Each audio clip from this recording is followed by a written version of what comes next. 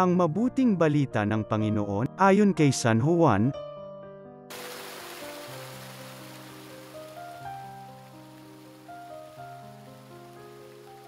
Noong panahong yun, sinabi ni Jesus sa kanyang mga alagad, "Ang tumatanggap sa mga utos ko at tumutupad nito ang siyang umiibig sa akin.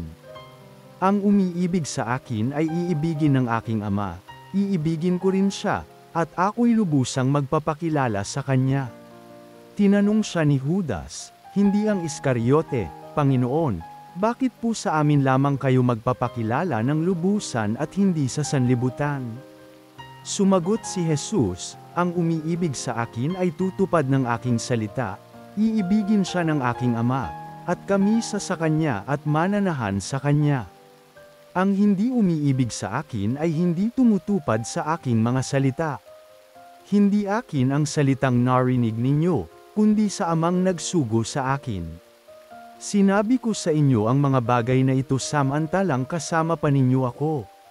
Ngunit ang patnubay, ang Espiritu Santo na susuguin ng Ama sa pangalan ko, ang siyang magtuturo sa inyo ng lahat ng bagay at magpapaalaala ng lahat ng sinabi ko sa inyo."